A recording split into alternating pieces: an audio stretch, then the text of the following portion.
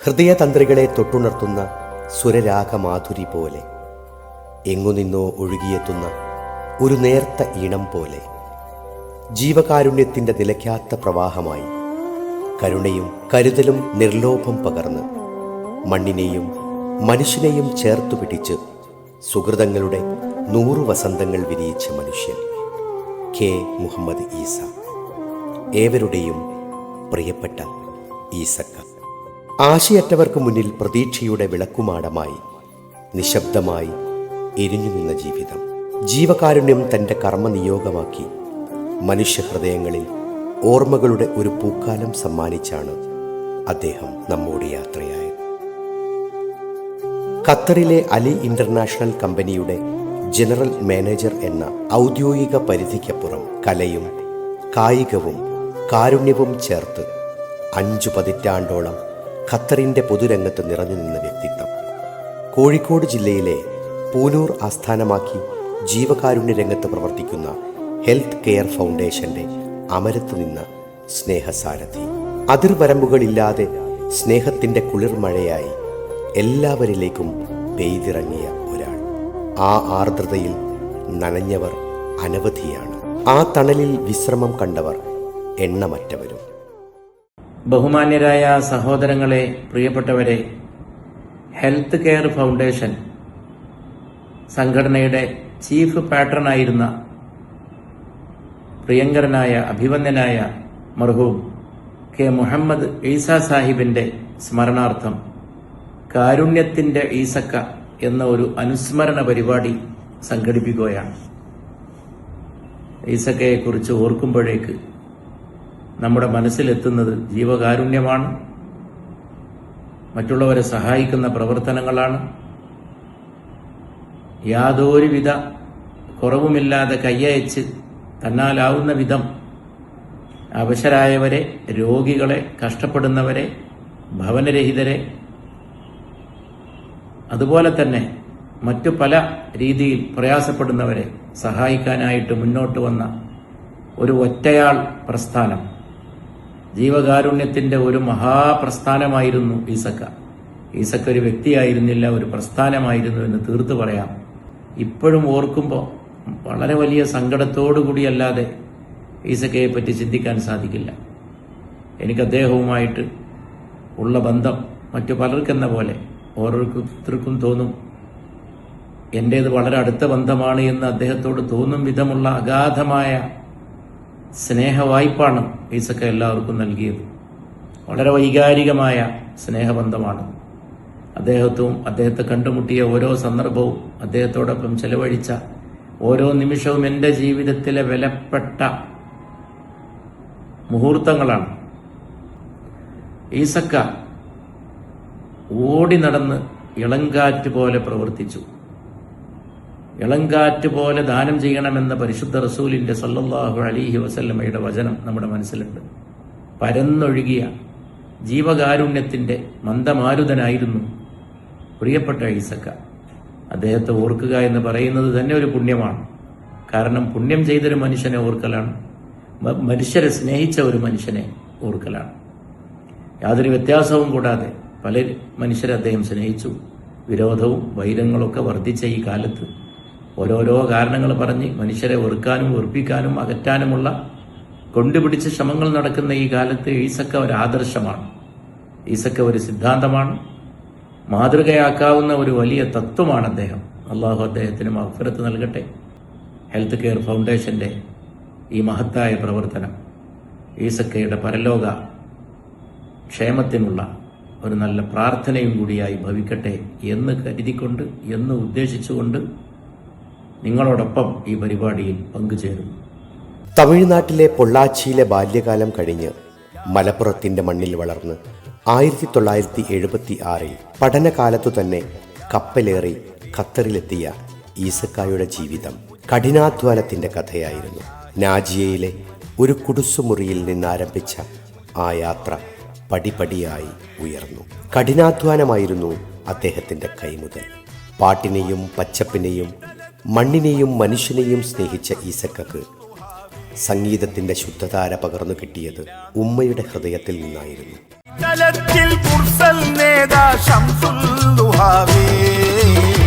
Nagaur ഹനീഫയുടെയും SM യൂസഫിന്റെയും പാട്ടുകൾ അദ്ദേഹത്തിന്റെ ചുണ്ടിൽ എപ്പോഴും തത്തിക്കളിച്ചു. സംഗീതം താളം കൊള്ളുന്ന ഹൃദയത്തിൽ അലിവും ആർദ്രതയും കൂടെയുണ്ടാകുമെന്നത് സ്വാഭാവികമായിരുന്നു. ഉയരങ്ങളിലെത്തിയിട്ടും സഹജീവികളുടെ പ്രയാസങ്ങളിൽ ചേർന്നു നിൽക്കാൻ അതുകൊണ്ട് തന്നെ അദ്ദേഹത്തിന് സാധിച്ചു. സ്പോർട്സ്മാൻ സ്പിരിറ്റ് ജീവിതകാലം മുഴുവൻ ഒപ്പമുണ്ടായിരുന്നു. വോളിബോളിനെയും ഫുട്ബോളിനെയും സ്നേഹിച്ച് കലയെയും കലാകാരന്മാരെയും ഹൃദയത്തോട് ചേർത്ത് വെച്ച് വിനയവും ലാളിത്യവും ജീവിതത്തിന്റെ കൈമുതലാക്കി. മലയാളത്തിലെ അനേകം ഗായകരും സംഗീത സംവിധായകരും ഈസക്കായുടെ സ്നേഹം അടുത്തറിഞ്ഞവരാണ്. മലയാളക്കരയിൽ നിന്നുള്ള നിരവധി കലാകാരന്മാരെ ദോഹയുടെ വേദിയിലെത്തിച്ച് സംഗീത പരിപാടികൾ സംഘടിപ്പിച്ചു. പൂരൂരിലും ഹെൽത്ത് കെയർ ഫൗണ്ടേഷന്റെ നേതൃത്വത്തിൽ പ്രമുഖ കലാകാരന്മാരെ പങ്കെടുപ്പിച്ച് നടത്തിയ പരിപാടികൾ കലയോടുള്ള അദ്ദേഹത്തിന്റെ ആഴമേറിയ ആഭിമുഖ്യം തെളിയിച്ചു.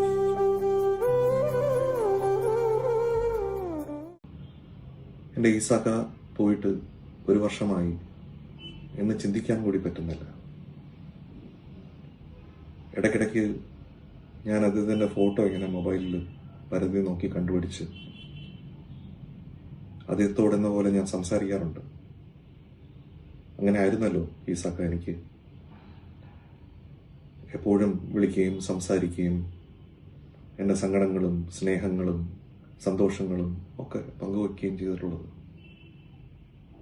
എൻ്റെ അച്ഛനെയും അമ്മയും പോലെ തന്നെയാണല്ലോ ഈസാക്ക എനിക്ക്.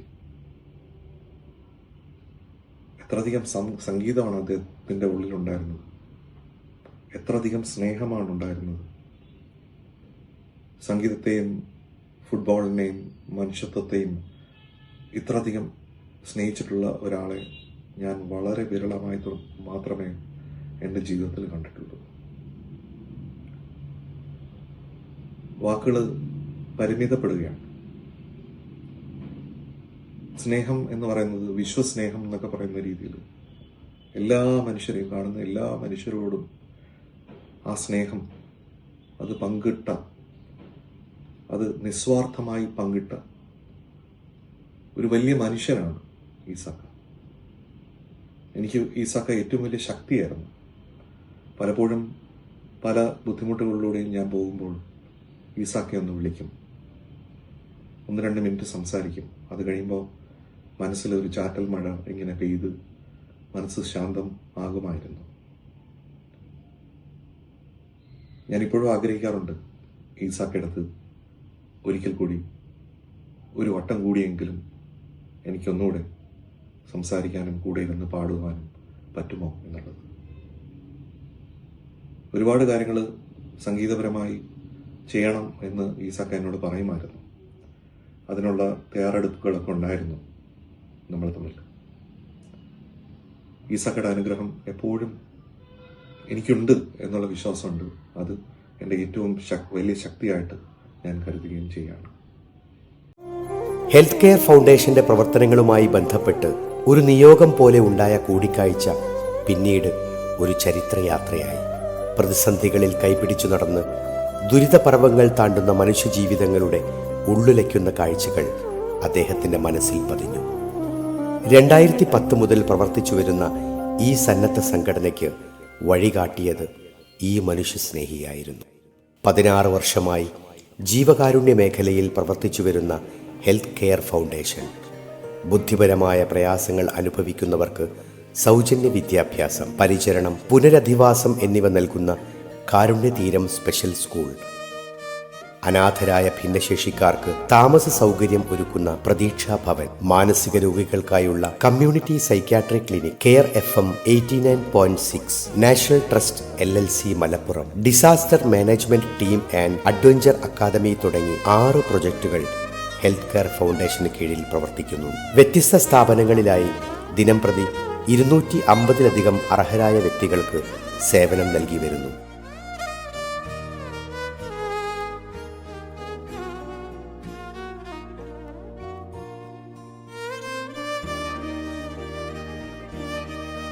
മുതിർന്ന ഭിന്നശേഷിക്കാർക്കായി 5 ഏക്കറിൽ ഒരുങ്ങുന്ന കെയർ വില്ലേജ്, അത്യാധുനിക സജ്ജീകരണങ്ങളോടുകൂടിയുള്ള ഏർലി ഇന്റർവെൻഷൻ സെന്റർ എന്നിവ സംഘടനയുടെ ഭാവി പദ്ധതികളാണ്. ഈ പ്രവർത്തനങ്ങളുടെയെല്ലാം ഊർജമായും ഈസക്ക എന്നും നിലകൊണ്ടിരുന്നു. നാട്ടിൽ വരുമ്പോഴൊക്കെ കുട്ടികളെ കാണാൻ കയ്യിൽ മധുരവും ചുണ്ടിൽ പാട്ടുമായി ഈസക്ക ക്യാമ്പസിലെത്തും. അന്ന് അവർക്കെല്ലാം ആഘോഷത്തിൻ്റെ ദിനങ്ങളായിരുന്നു. സ്നേഹവും പരിചരണവും ഒരുപോലെ പകർന്ന് ആ ദിനം മനോഹരമാക്കി അദ്ദേഹം മടങ്ങും. ജീവകാരുണ്യ സേവന പ്രവർത്തനങ്ങളിൽ ഏർപ്പെടുന്നതിന് വേണ്ടി 16 വർഷമായി നിലകൊള്ളുന്ന സന്നദ്ധ സംഘടനയാണ് health care foundation. Health care ഫൗണ്ടേഷൻ്റെ ചീഫ് പാട്രണായിരുന്ന ബഹുമാനപ്പെട്ട കെ മുഹമ്മദ് ഈസ സാഹിബ്, പ്രിയപ്പെട്ട ഈസക്ക, അദ്ദേഹം ഈ ലോകത്തോട് വിട പറഞ്ഞിട്ട് 1 വർഷം തികയുകയാണ്. എവരെയും കണ്ണീരണിയിച്ച് പ്രിയപ്പെട്ട ഈസക്ക വിട വാങ്ങുമ്പോൾ ഒരുപാട് സ്ഥാപനങ്ങളെ, ഒരുപാട് സംരംഭങ്ങളെയാണ് അക്ഷരാർത്ഥത്തിൽ അനാഥമാക്കിയിട്ടുള്ളത്.